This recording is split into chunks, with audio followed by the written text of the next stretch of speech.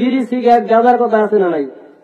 যারা সিগারেট পান করে, গাঁজা পান করে, মদ পান করে, এদের ব্যাপারে আমি বলি, হাদিসের ভিতরে আসছে যদি কোনো ব্যক্তি বিড়ি সিগারেট বা গাঁজা মদ যাই খাক, এগুলা যদি কেউ খা 40 দিন ইবাদত আল্লাহ কবুল করবে না।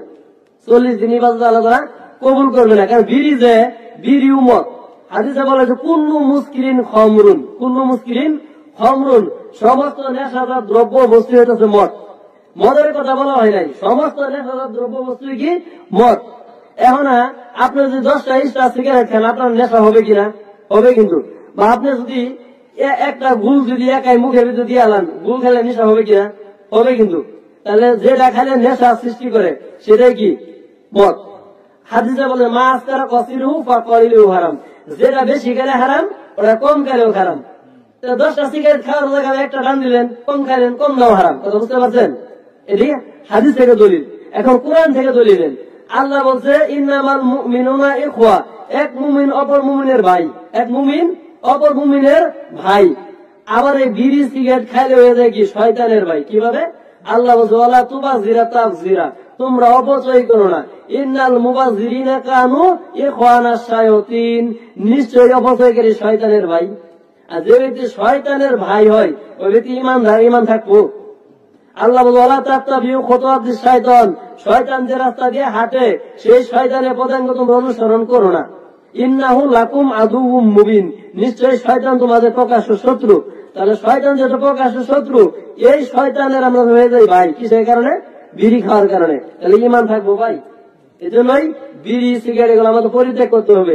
আল্লাহ রাসূল সাল্লাল্লাহু আলাইহি ওয়াসাল্লাম বলেন সুনানে তিরমিজির হাদিস, সালাসাতুন, 3 ব্যক্তি হারামাল্লাহু আলাইহিল জান্নাহ, 3 ব্যক্তির জন্য আল্লাহ জান্নাত হারাম। 1 নাম্বার মুদমিনুল খমর, যে ব্যক্তি নেশাজাত দ্রব্য বস্তু গুল খায়, জর্দা দিয়া পান খায়, গাঁজা খায়, মদ খায়, সিগারেট খায়, আফিম খায়, ভাং খায়, আবার কি খায় ডান্ডি খায়, এগুলা সবই হলো মদখোর। এগুলা সবে কি নেশাজাত দ্রব্য বস্তু পানকারী। এই নেশাজাত দ্রব্য বস্তু পানকারীর ঠিকানা হবে জাহান্নাম। 3 ব্যক্তি জাহান্নাম। 1 নাম্বার কি মুদমিনুল খমর, যারা এগুলা পান করে। 2 নাম্বার ওয়াকুকুল ওয়ালিদাইন, যে ব্যক্তি পিতা মাতার অবাধ্য হয় সেই সন্তান। 3 নাম্বার উপকার করে খোটা দান করে, উপকার করে খোটা দান করে। বৈশাখ মাসে টেহা দেয়, জ্যৈষ্ঠী মাসে আইলে খোটা দেয়। আমি যদি তো করে ঋণটা না দিতাম বলতে যাই তো কত করে কয় না গ্রামের মহিলারা, এদিনকে যদি তো করে 200 চাল না দিতাম একের দ্বারা কি উগায়া থাকতি, এরকম বলে না? অর্থাৎ খোটা দেয়। এই খোটা দানকারী ঠিকানাও কি জাহান্নাম। আপনি কাউকে যদি কর্জ দেন, কর্জ দেওয়ার পরে অবকাশ দেন, সেই ব্যক্তি সচ্ছলতা আসলে আপনার টাকা অবশ্যই ফেরত দিবে, আপনার চাউল অবশ্যই ফেরত দিবে। সেটা ফেরত দেওয়ার আগ পর্যন্ত আপনি কি করতে পারবেন না? খোটা প্রদান করতে পারবেন না। আপনাকে কি করতে হবে? অবকাশ দিতে হবে।